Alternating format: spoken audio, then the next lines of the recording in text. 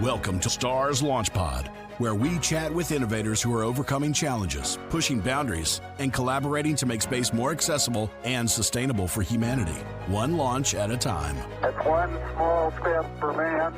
Here's your host, Susan Wise. Hi, and welcome to STARS Launch Pod, Space, Technology, and Research Sciences, brought to you by starsciences.org, where we connect, collaborate, and accelerate. I'm your host, Susan Wise. Joining us is Dan White, a professor at Valparaiso University in Electrical and Computer Engineering. He's the director of the Wireless Research and Electronic Discovery Lab, which supports student special projects. Dan has also been a part of the amateur radio on the International Space Station and is a core contributor with the Libre Space Foundation, focusing on satellite ground stations and open source for space. Dan White, welcome to our program. Thank you, Susan. It's nice to have you here. Tell us a little bit more what else I need to know about you, and also, I always ask everybody first off, what are you currently working on to help further the space industry? Well, my day job is a professor of engineering, teaching engineering courses. Valpo is undergraduate only, so we're taking high schoolers and launching them into either careers or graduate school. One of the things I think is really important is doing large side projects, special projects. Right now, our project is Valpo's first satellite. We call that Beacon 2. Our mascot are the beacons, but this is BCON, and it's number 2. Even though it's our first one, that's a long story. So I'm working to really see small satellites like pocket cubes or smaller than even CubeSats to shorten the time that students can go from starting a project and learning about this to ending up with something in space for novice teams. And the multi-year timelines for satellites that it has been in the past makes it really difficult for a team that doesn't have experience to get that experience and see the start and the finish, the decisions and the results of those decisions. Satellites, when you guys launch them, what is their purpose? We're really focusing on the satellite systems themselves. Okay. So like platform as a service. Most of my students are interested in the radios or the structures or managing the mission, and then having that as a platform to host an experiment. So we're working with, say, physics department that has some particle detectors for them to fly an experiment in space. And we find that really interesting, but we're more like in the middle. We'll put something of those experiments into space because that's a place where you can get that information or do those experiments and get you the data back down to the ground so you can do whatever science stuff that you want with it. So we're very much engineers at heart. And they're learning all aspects of making this whole thing happen from the ground up. Yes. Yeah. It's not one discipline. It's all disciplines. We have temperature and batteries and electronics and radios and antennas, and they all talk to each other. And at the beginning of these projects, I hear, Professor White, I haven't taken that class yet, or similar, say, excuses. And it's like, on this project, we're going to learn what we need, and you're going to do, an electrical engineer is going to do mechanical things, and a mechanical person's going to do radio stuff, because that's what we need to accomplish the mission. Tell me about one of your aha moments that you've had. A biggest one was, well, it's a ton of fun doing this space stuff right now. My background was audio and acoustics, and I went to school. I switched from mechanical to electrical engineering so I could have my fingers on the systems that I was running sound for a large church in Nebraska, and decided I wasn't good enough of a French horn player to make that a full-time job. And doing music and engineering at the same time would have been awesome. Well, that was a long run. That went through all the way through graduate school and semiconductors and radios and antennas and such. really nothing to do with satellites. And when I started at Valpo as a professor, doing chip design wasn't working at the time. So let me back up. The Libre Space Foundation had started a project to crowdsource ground stations to listen to satellites. So there's some really cheap hardware you could get off of Amazon that was pretty cool back in the day. And now you could do what's called software defined radio. And that means you can listen to different frequencies and decode data without having to change your physical radios, like in Wow. traditional, say, ham radio sense. Uh-huh. And it's all on the computer. So you just reprogram it, but the hardware stays the same. And their idea was to use that cheap hardware and point the antennas at the sky and listen to satellites and track them.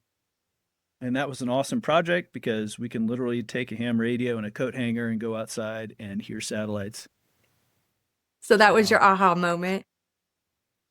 That was One of them. almost there. It was like, okay, this is a cool project. It's a great opportunity. I totally agreed with that. That's why we're doing it. And it's like, why am I so unreasonably excited about this project? It was like, I mean, I get excited about stuff, but this was like next level. And it really occurred to me why this was so exciting. It was because ever since I was single digit years old, I wanted to work as an engineer, maybe work at NASA and do cool stuff. And my career hadn't gone anywhere near space, but now all of a sudden we're doing engineering and it's very much space stuff. And it's like, oh, well, this is my childhood come back with a vengeance. So it was a big aha of why this is so exciting to me, because apparently I'd suppressed the desire to do space That stuff. dream and has just, it was there. You just needed a little something to push you in that direction. sure came back. Yeah, it did. That's very cool. I like that. What has been your biggest challenge and how did you overcome it? Boy, the biggest challenge for this and for me is developing student teams. As soon as you develop a student over a couple years of work and projects, they leave. Well, It's usually called graduation. yeah, that's part of This is it. the idea. And the challenge is continuing a project that lasts more than one kind of student cohort. And that's a large challenge. It's a challenge for any student teams where there's all this turnover. Yeah, what happens when do you have to get somebody up to speed on what and continue what you're working on, or you're starting over, starting something new? It's a lot of work. Mhm. And if we can get student team members thinking about the pipeline also, then they can start training themselves or training new members and knowing how that process works because they did it themselves or they went through that process. I've started to find that doing things like high altitude balloon flights, those are much faster. They cost a lot less, so you can have a new team member participate in an event. And then as a participant, the next event, balloon launch, they can have some role in it. And then by launch 3, they're really part of the planning team getting new members. So these faster things that gets them up to speed on just really being involved and their action makes a difference. And then they can begin to just take more and more responsibility for, say, a space mission project that's much larger. It's got to be pretty special for you to, help guide these kids and I don't know, kind of give them the bug to be just as passionate about it as you are, and then watch them, move on and go do great things. Yeah, it sure is. You keep up with some of the kids? I do. Yeah. The group in our current satellite project, that cohort or the seniors are now graduated, and 100% of them are actually working in the aerospace industry. So So cool. that's amazing. Yeah. What would be a piece of advice that you'd like to share with our listeners?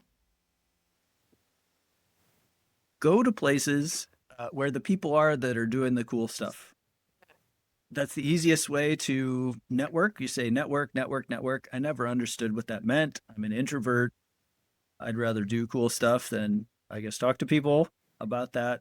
Unless there's cool stuff that you're doing. Come on, that's got to be exciting. Susan, that's exactly right. So find someone doing something that you think is cool and just ask them about that. And if they have a passion for it, that's exactly what they just did a talk about at a conference or an event or an industry thing. And just be curious.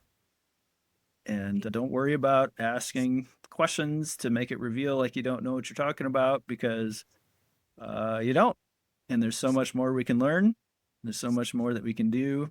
And we just get to work with other people doing cool stuff. And stuff with other people and partnerships is really the way that the big stuff happens. Dan, do you have any thoughts on, us going back to the moon, maybe Mars further? We've got Artemis 2 coming up. Any thoughts on any of that? These are long running projects. They have lots of even side things. People are often surprised when they ask about space stuff and things like, okay, well, there's a lot of practical issues if we have even humans in space. Just hardware in space for a long period of time is a deep subject. Sending things to the moon is much easier. Sending something to Mars, it takes a few minutes at the speed of light to communicate there. So our robots kind of need to be able to make decisions themselves. And there's just a ton of opportunities in this new space industry for not just the rocket people, not just even the satellite and the radio people, but for materials and for experiments and for all these opportunities that are there, and kind of knowledge that we need to develop for doing long duration things in space. Sure. There's tons of crossover from food and water, and how are we going to, sustain life? There's a lot of crossover there. Yeah, walk outside your house and stay outside in your backyard for 3 weeks without going inside, and you'll quickly find out that there's a whole lot of stuff that we rely on that's we take for granted. For sure. All right. I understand, teaching kids and inspiring them is a huge passion for you. But I always like to ask everyone, is there another passion project, past or present, that you'd like to speak about? As part of, we're doing satellite stuff. What got me started in this was the Libre Space Foundation's project called SatNogs, Satellite Networked Open Ground Stations or ground systems. What exactly is that? And that's a network of people listening with satellites with their software-defined radios. Okay. And we've worked over the past, I think we've been going for 11 years now, to make that as easy as we can. The software to put on your Raspberry Pi, just follow the instructions, and you don't have to be a Raspberry Pi expert or a radio expert. I want to keep lowering the bar to participation, to listening to satellites or participating in space stuff, so that high schoolers, middle schoolers can also do this, have this at home. Right now, we're up to 350 and more stations around the planet. And a lot of these are amateur radio people or people that also have their own satellite. But I want to continue working so that those people that have these ground stations that listen to satellites are also able to participate in new satellite missions and really receive data that is useful to the mission. So community involvement in satellite projects, instead of just listening for fun, but actually saying, my antenna that I put up and learned a lot about actually received data that really helped the science project. And that's super exciting. That's something great to be passionate about. I like that. All right, Dan, thank you so much for sharing your story. I would love to hear from you again and find out how things are going. anything new coming up that you want to talk about, please, I'd love to have you on the show again. Yeah, thank you, Susan. It's great to talk. Thanks. All right, make sure you join us where we connect, collaborate, and accelerate. We'd like to invite you to join starsciences.org to receive a free 1-year membership. Just enter the promo code FRIENDS321. If you enjoyed this episode, please, leave us a review, subscribe, and until next time, keep looking up. Don't miss an episode. Subscribe on your favorite streaming platform. Watch us on YouTube and follow us on social media. Stars Launch Pod, propelling us forward, one launch at a time.